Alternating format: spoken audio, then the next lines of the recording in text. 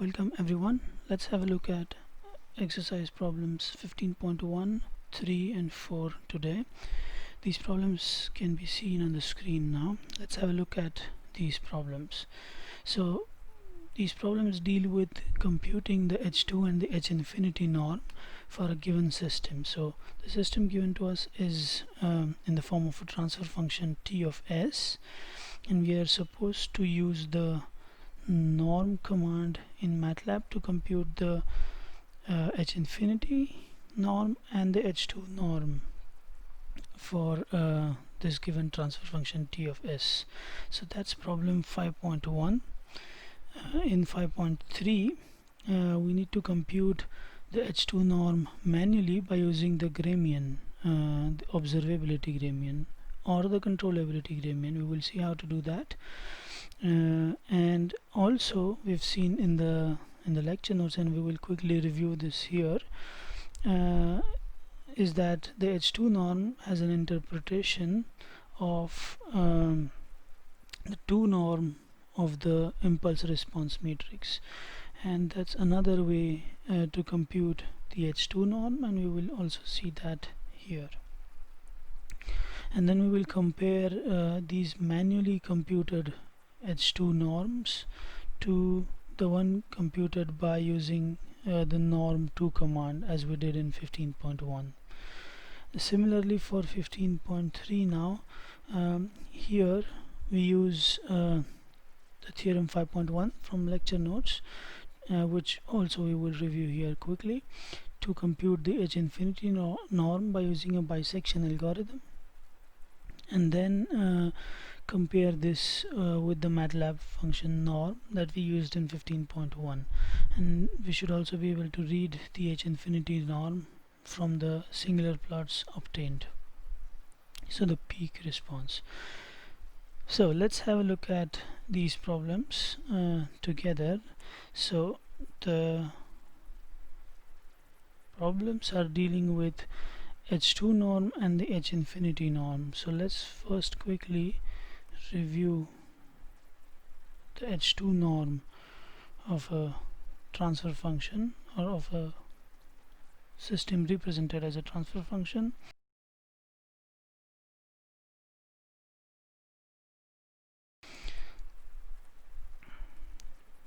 So if you are given some transfer function t of s, which is strictly proper and stable, we can define for such a transfer function the H2 norm as 1 over 2 pi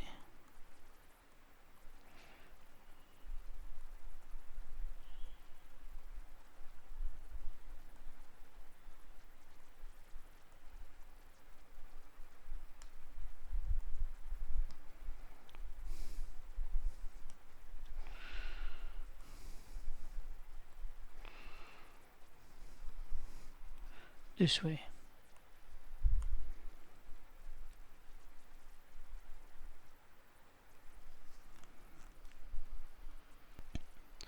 So let's see first of all what this means. Let's say we are given a single input single output transfer function t of s. We can plot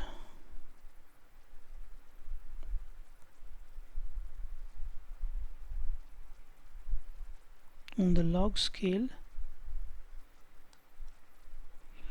the border magnitude plot. Might look something like this. Now, so this would be on the log scale. If we plotted this on a linear scale, this would be then 0 and 0 omega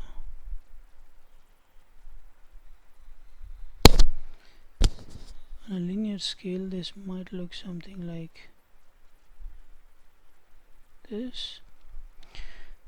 So note that this is going down to minus infinity, so, and this is a log scale, so the signal will drop exponentially to 0, and now we can also plot the squared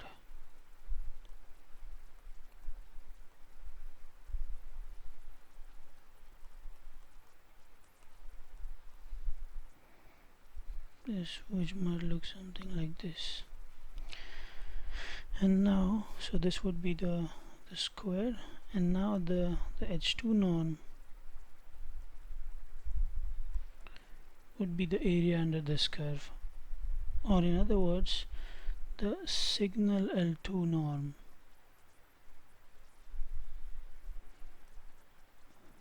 of T of j omega, considering omega as the independent variable.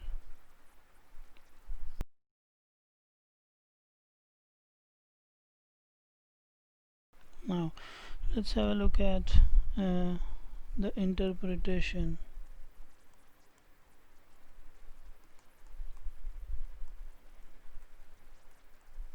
of H2 norm.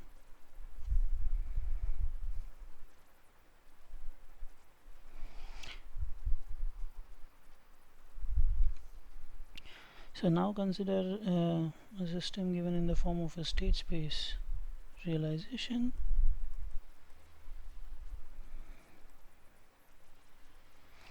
with 0 initial condition. So we can consider the input u as an impulse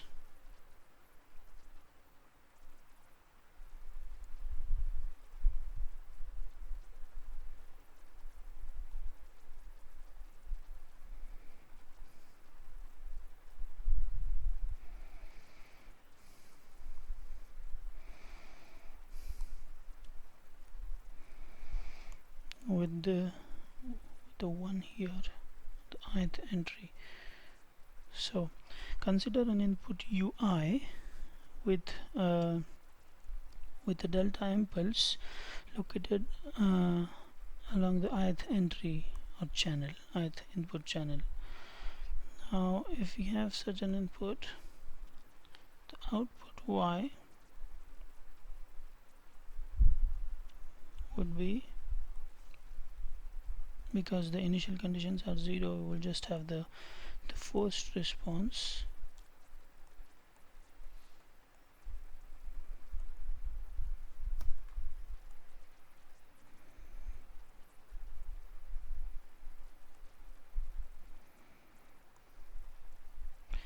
so this would be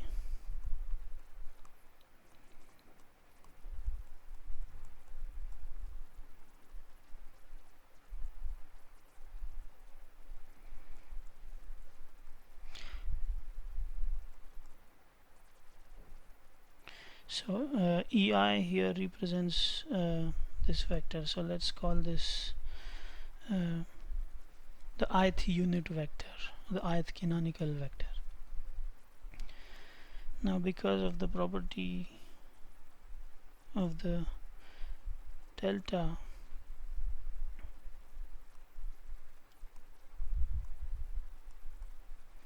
we get this as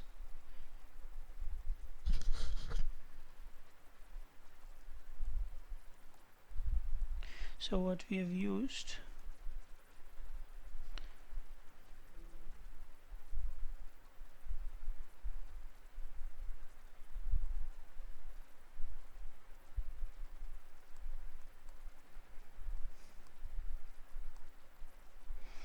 is this one.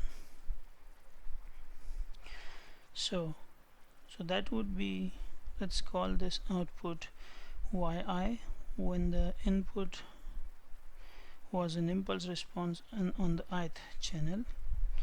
Similarly, so what I mean is this, so y1 would be c e to the at b e1, that is nothing but c e to the at b, a 1 in the first channel and all other zeros, y2 would be c e to the at b e2, that is nothing but c e to the at b, a 1 in the second channel and all other zeros, and so on.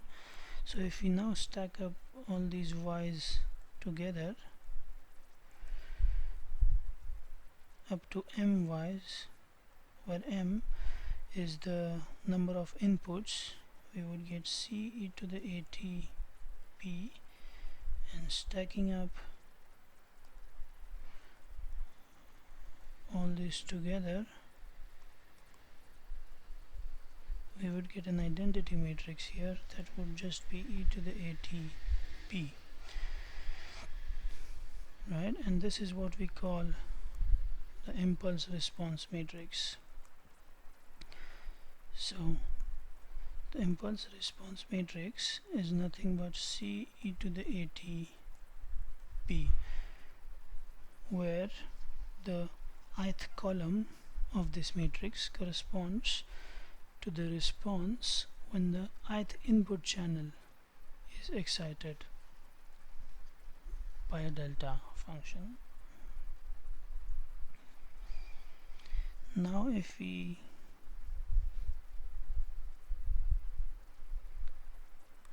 take the Laplace transform of the impulse response, we get the transfer function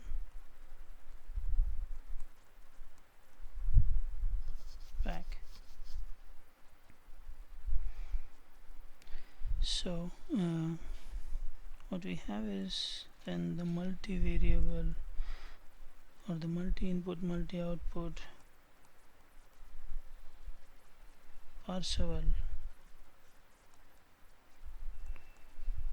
theorem that would give us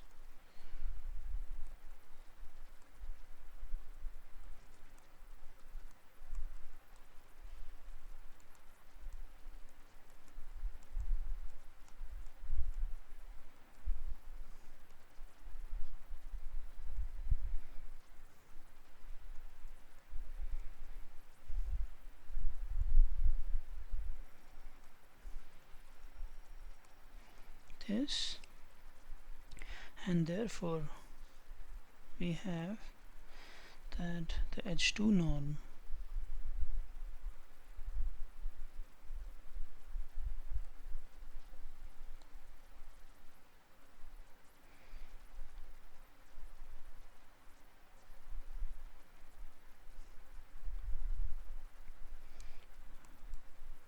of a system G is nothing but 0 to infinity trace of dt, which is nothing but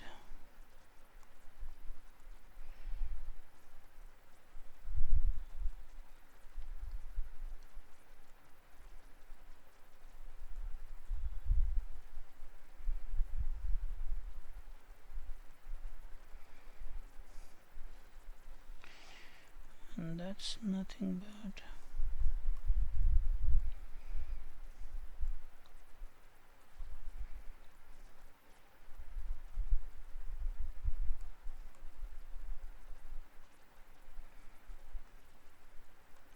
now trace and integration are both linear operations, and we can exchange them to obtain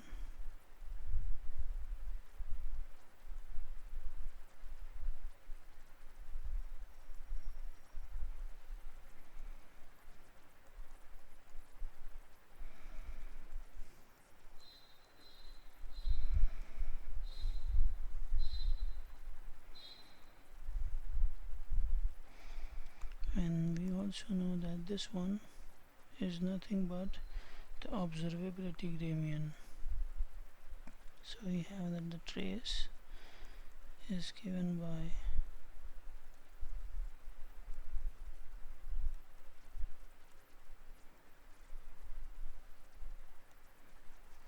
this expression. We also have the property that trace of AB is equal to trace of PA if both of them are square matrices.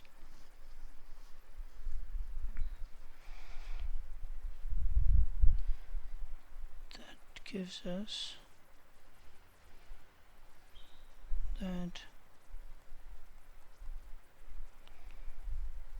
is given by the controllability Gramian now, and you should try to prove this starting from here.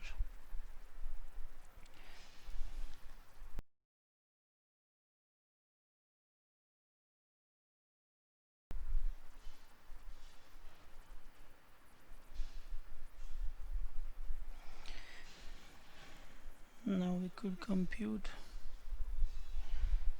the observability Gramian by solving the Lyapunov equation.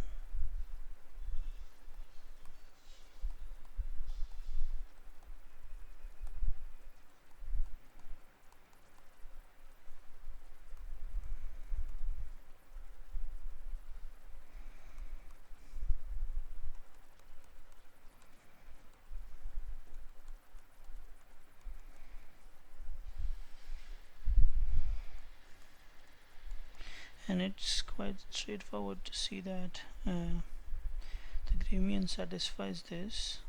So let's also quickly look at that. So x equal to w0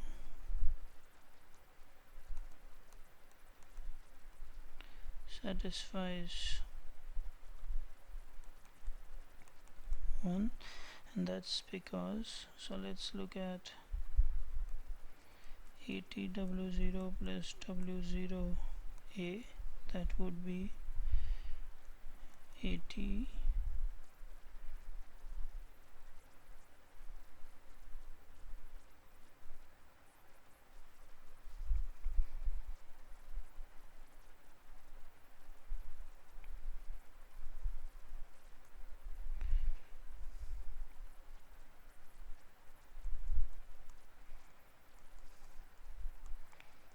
so that's W0 plus W0 again,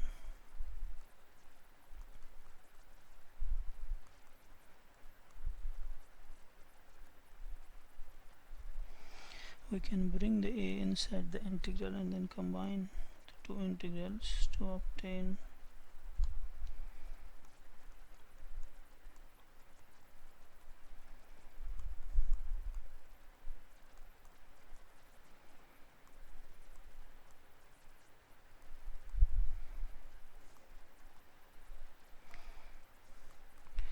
and we know that this is nothing but by the chain rule the derivative of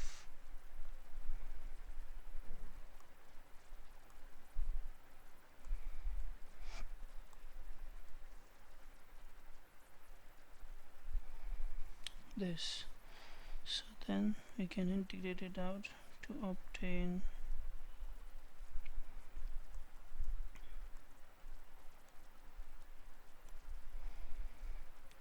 which then gives us, because a is stable, or a has all eigenvalues in the left half complex plane, e to the at at infinity would be 0, so we would be just left with this, which shows that the Gramian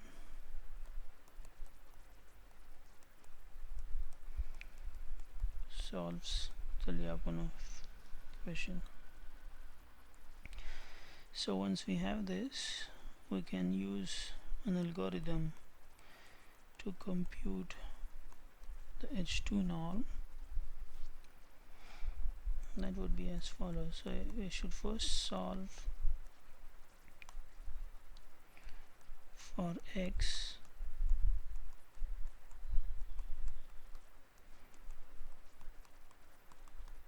this, and then compute the H2 norm as this.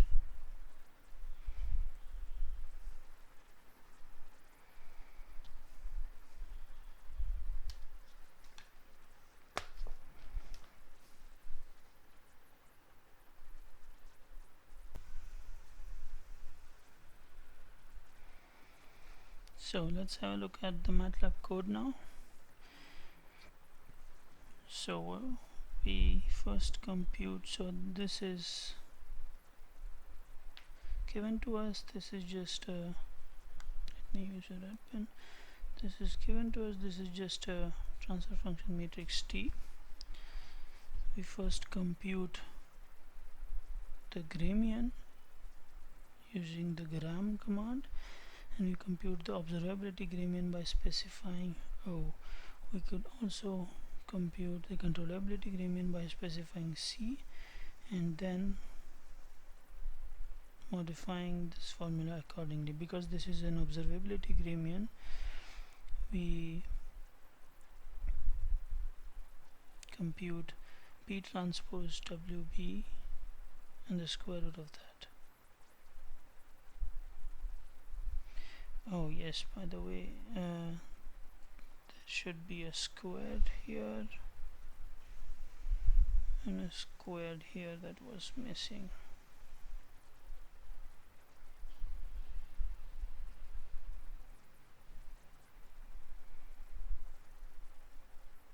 And a squared here. Sorry for that.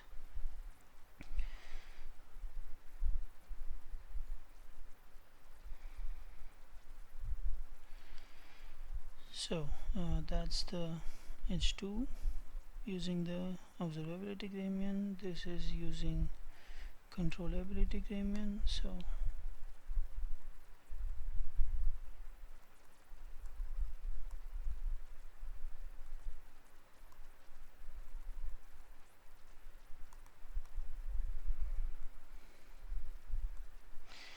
then we also, just for the sake of understanding, also compute the impulse response matrix G of t using this command, and we numerically integrate this, so numerically compute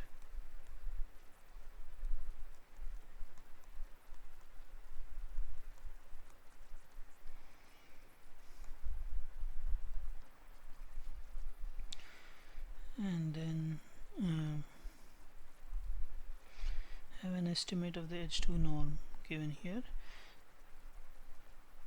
And finally we use the two commands, norm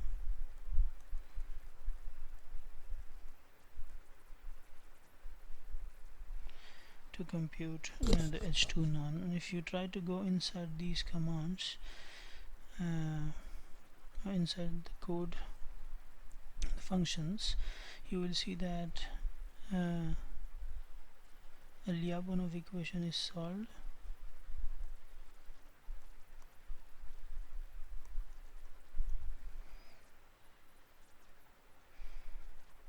To get the Gramian, and then we compute the H2 norm. Yeah, so that's it for H2. The next one is H infinity.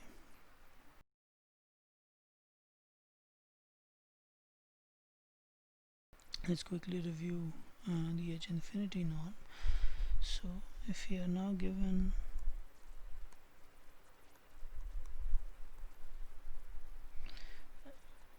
a proper stable transfer function g of s, note that strictly proper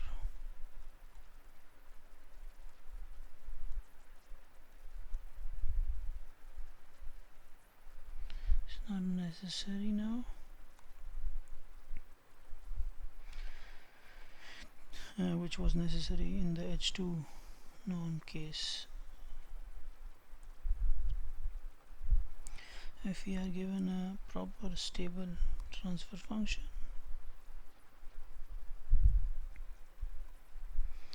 we define the H infinity norm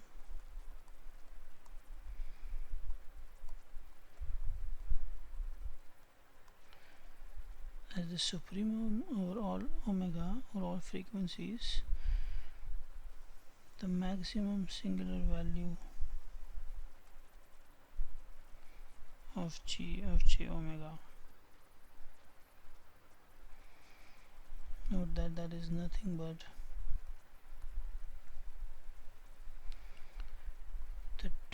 the matrix 2 norm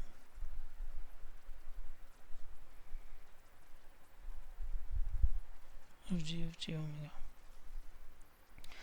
So graphically, again, let's see if we had, so this is a log scale,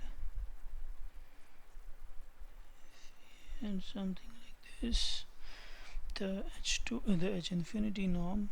So because we're considering a, so let's consider a seesaw,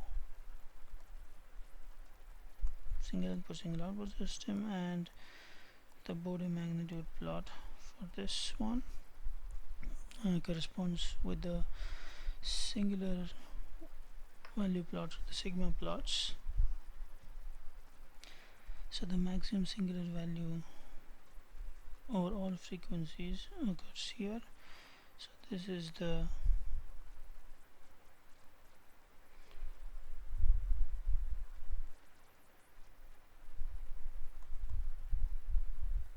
H infinity norm.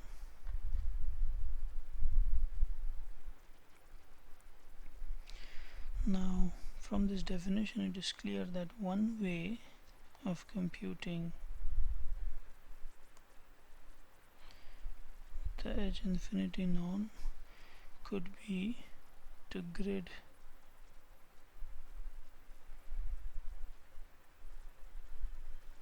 the omega axis and compute the singular values,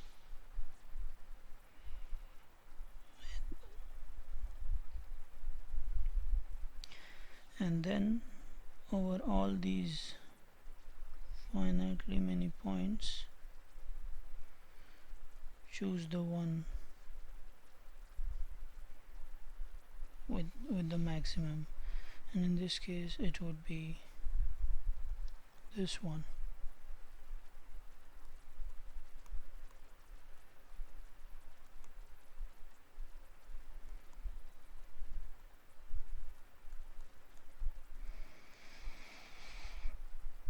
So that's by gridding.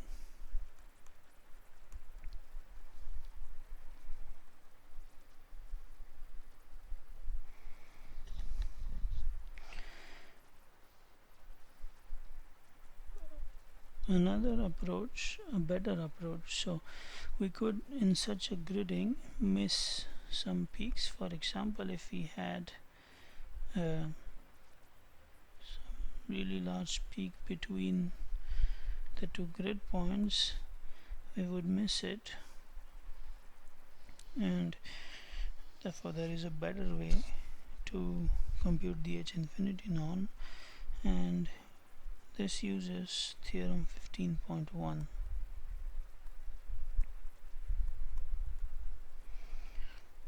which says that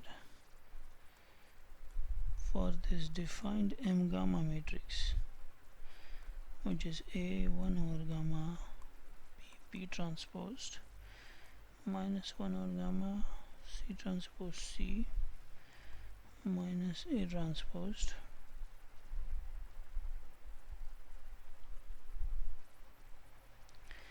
this matrix M gamma has an eigenvalue at j omega if and only if g of j omega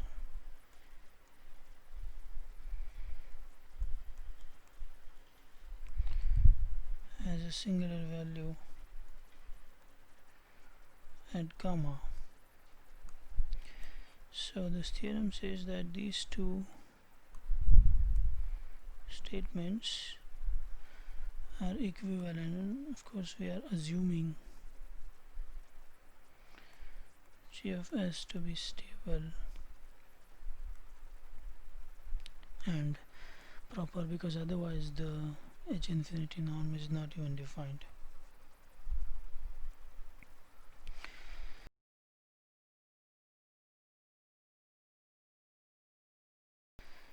So there is proof given in the lecture notes. However, I would like to make this theorem a bit more intuitive by considering different block diagrams, and let's do that here. So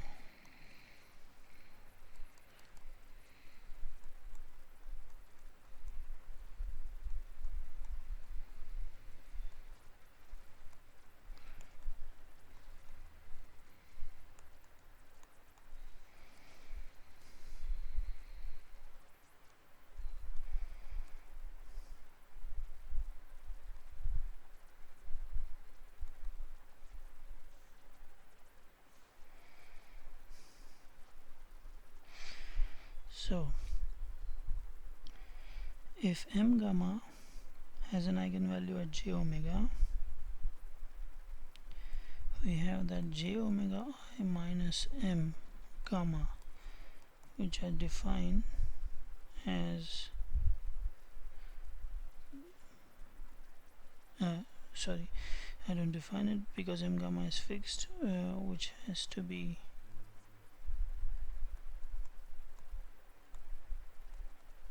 this way.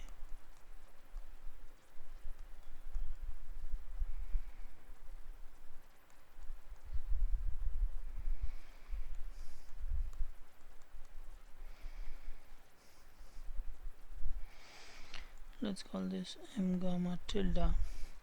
So if m gamma, which is this one, which was just defined here, this matrix has an eigenvalue at j omega, so that is let's call this the first statement and this the second statement. If m gamma has an eigenvalue at j omega, m tilde or m gamma tilde, which is j omega I minus m gamma, has an eigenvalue at 0, because we just moved the eigenvalue at j omega to 0. So that means that there exists x and y, which is the eigenvector corresponding to the 0 eigenvalue,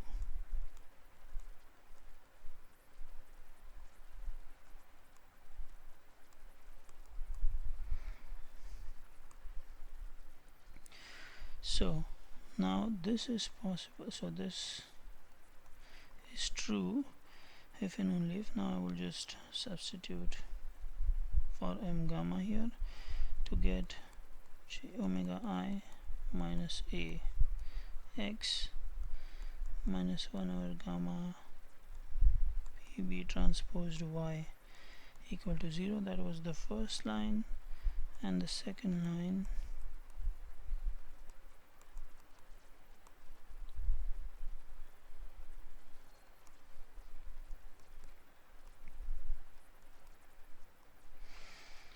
would be this. So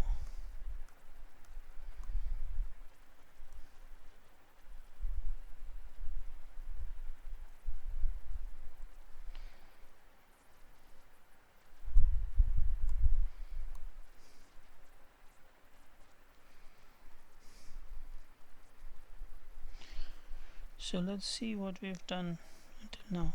We're considering statement 1. M gamma has an eigenvalue of j omega if and only if m gamma tilde, which is j omega I minus m gamma, has an eigenvalue at 0.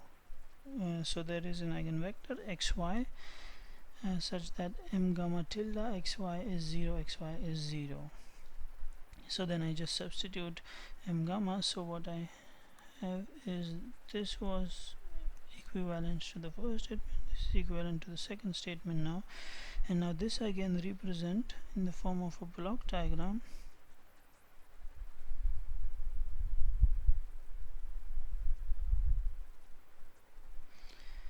Before I do that, let me just solve these two things for x. So this is nothing but x equal to j omega I minus A inverse 1 over gamma PB transposed Y, and Y equals J omega I plus A transposed inverse minus 1 over gamma C transpose C X. So because A is stable, A has no eigenvalues on the imaginary axis, and we can invert J omega I. So inverse possible because A has no eigenvalues on the imaginary axis, and that is because A is stable, because our assumption is that the system is stable. So now I've just solved for X in both these things, and now I can write this in the form of a block diagram.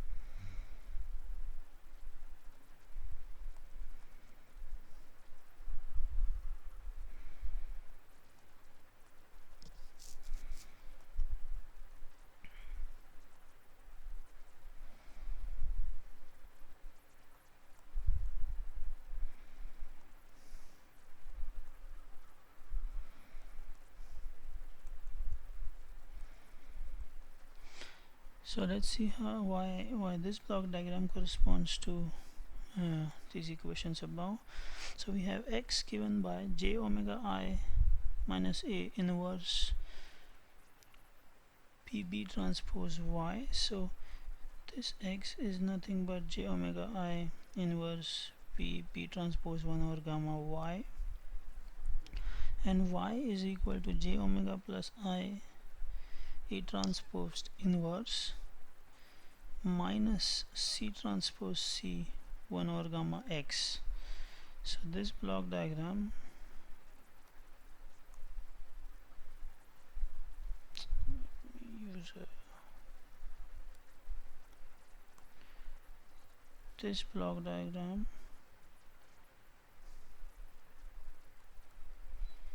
corresponds to these equations.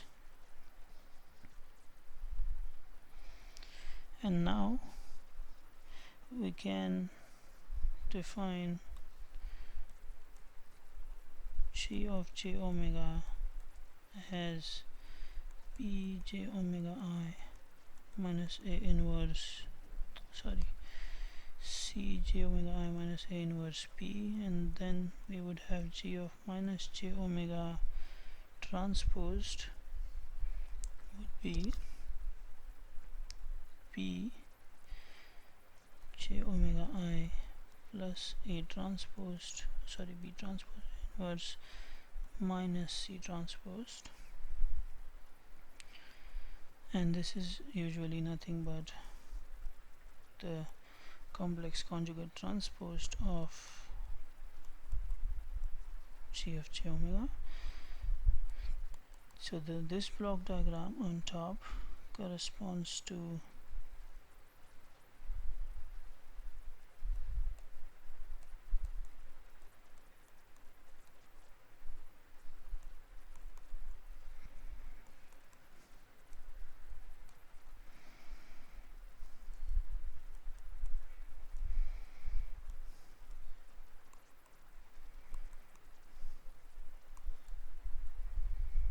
this block diagram.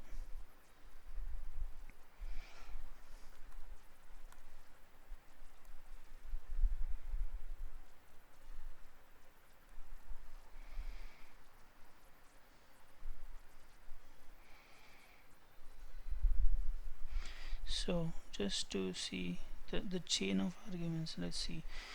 Theorem 15.1 says that this m gamma has an eigenvalue of j omega. That is statement 1.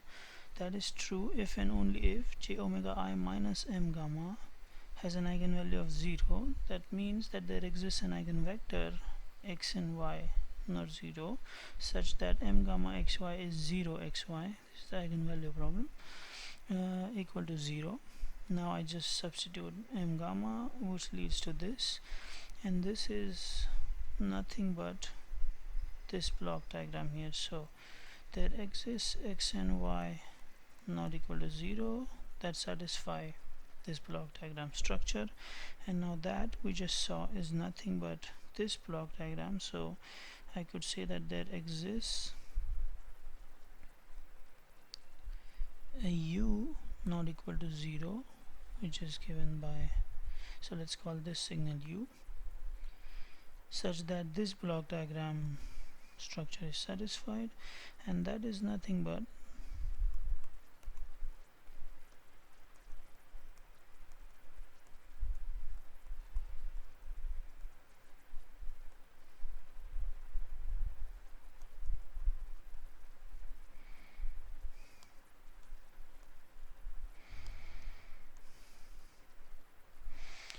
equal to u. So this is just the block diagram. So what we've done is we've just gone through the chain. So u goes through g, then 1 over gamma, then g star, and then 1 over gamma to get back u. So that is nothing but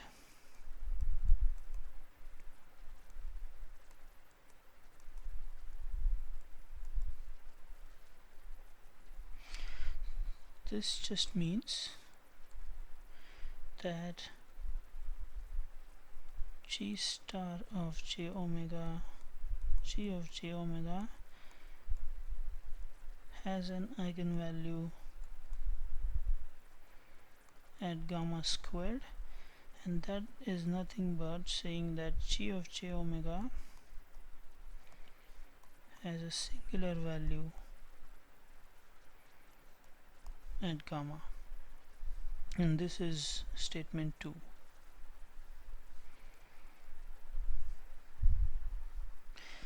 So we've basically given an intuitive understanding of this theorem.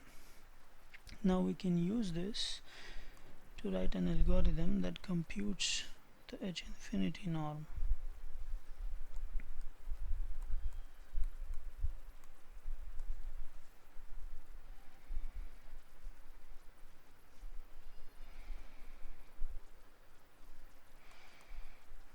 So we can basically use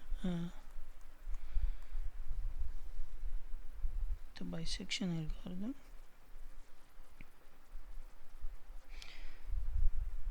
which goes something like this. So we first fix some gamma max and gamma min such that the true gamma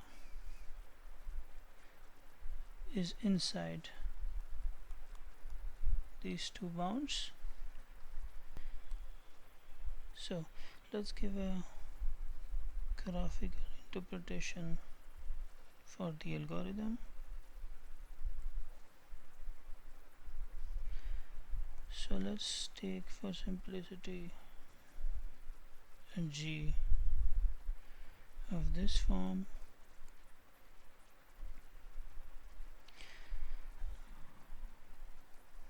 Now, so this is the true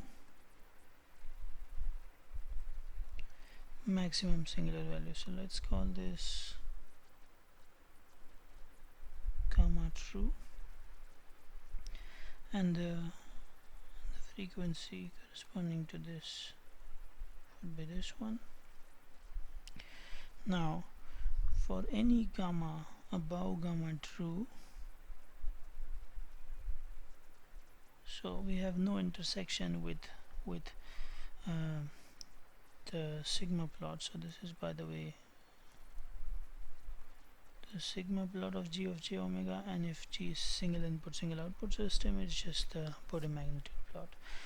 So if you pick a gamma high enough, there is no intersection with the curve of absolute value of g omega, which means that g of j omega has no singular value that is this large, which means that m gamma has no eigenvalues on the imaginary axis.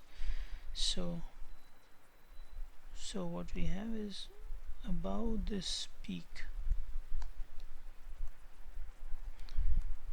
we have that m gamma has no x on the imaginary axis, and below this gamma m gamma has at least one eigen on the imaginary axis.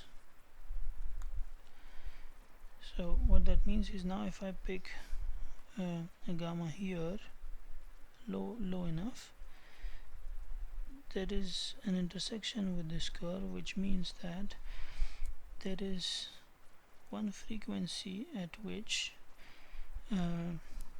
g of j omega, where omega being this frequency, has a single value corresponding to this chosen value, which means that m gamma has an eigenvalue at j omega, where omega is this frequency.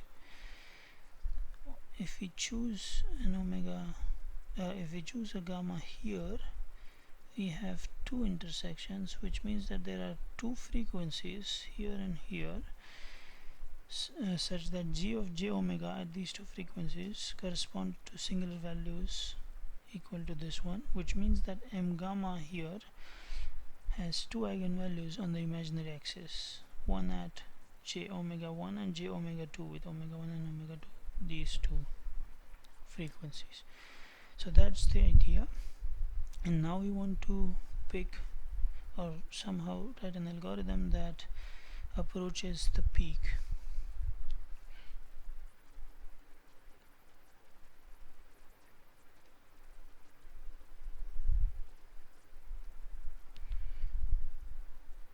So what we can do is we can select a gamma max and a gamma min large enough. So let's pick this one, that would be gamma max, and a gamma min, let's pick this one as gamma min, such that the true gamma is in between,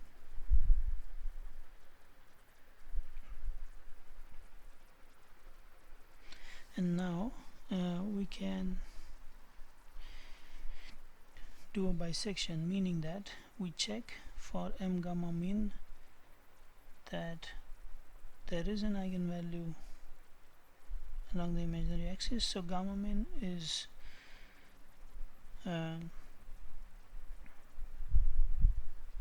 less than the gamma true, so we can bisect this region, gamma min and gamma max.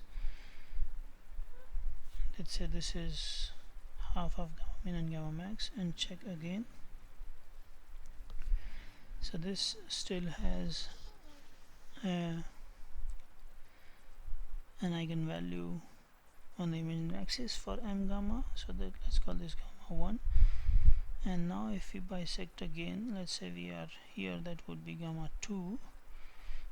Now if we check m gamma 2, we have no eigenvalues on the imaginary axis. So now we will bisect gamma 2 and gamma 1 to then get something like this, and so on. That would be gamma 3, this was gamma 1, gamma 2, gamma max, and gamma min. So let's try to also give a better explanation of what is happening here.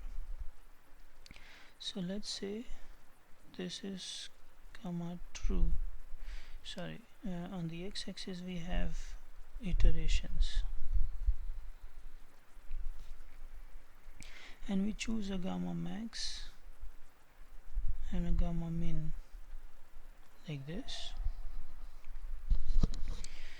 Now we check for 1. So gamma 1 is gamma max plus gamma min by 2, so half of it. And if this one lies below the gamma true, or in other words, if we check for m gamma 1 that m gamma has an eigenvalue on the imaginary axis, in the next iterate, that is gamma 2, we choose the midpoint of gamma max and gamma 1. So that would be the first iterate. So initially we had a region that was bounding it like this. Now in the first iterate we saw that we were below gamma true.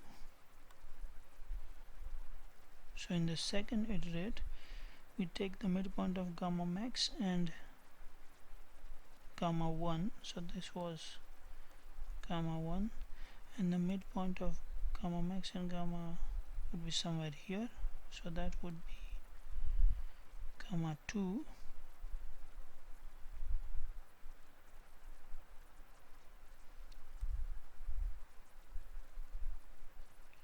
So in the second iterate we keep the gamma 1 as the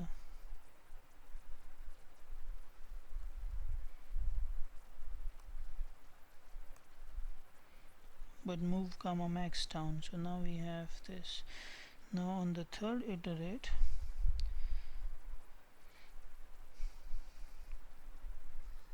the midpoint is somewhere here, so we still say that it is above gamma true. Note that we don't know gamma true, but we can compute m gamma and check if it has eigenvalues on the imaginary axis, and by this we can understand whether we are above or below gamma true. So because we are above gamma true, we'll keep gamma 1 as the min and move the gamma max to gamma 2, so we will be closer. In the next iterate, if we are just slightly below, we would shift the gamma min up and so on, and we can see that we are converging to the true gamma value, and that's the idea of the bisection algorithm.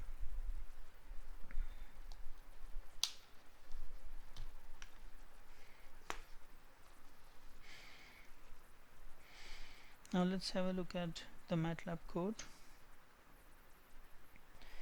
What we are doing here is basically just CRUDing over different values of gamma. Let's take the same example as we had before, and for each value of gamma we are computing the m gamma first and checking if m gamma has eigenvalues on the imaginary axis.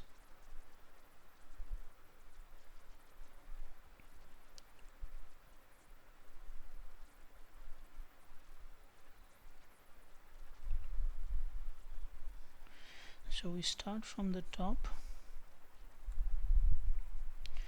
and the point where we do find that we have an eigenvalue on the imaginary axis, we just output this gamma. So the accuracy of this one corresponds to the grid size,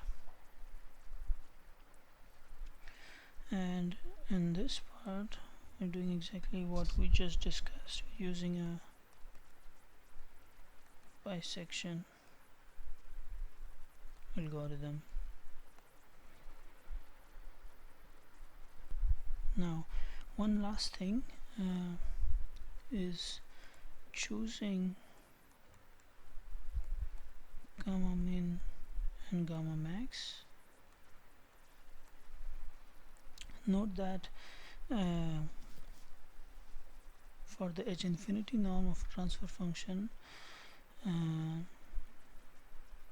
do not require the transfer function to be strictly proper, so we might have a feed through term, so t need not be 0, in which case we can have, for example, transfer functions like this, where the H2 norm is not defined but the H infinity norm is still defined, which is nothing but this peak.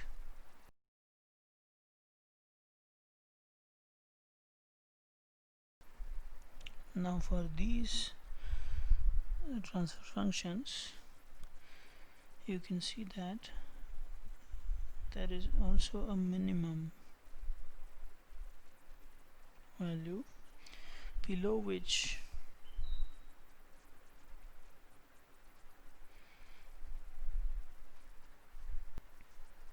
there is again no intersection with the curve, meaning that in this region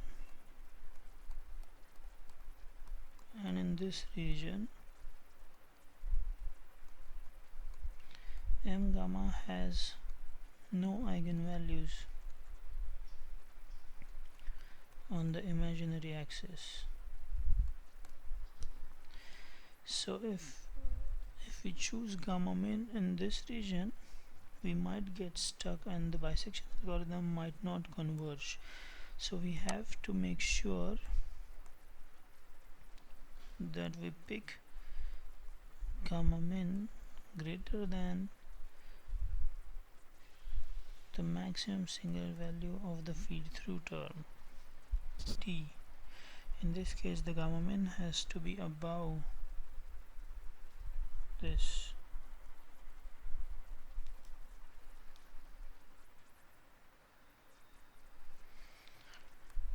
And that's it for this problem. Thanks a lot.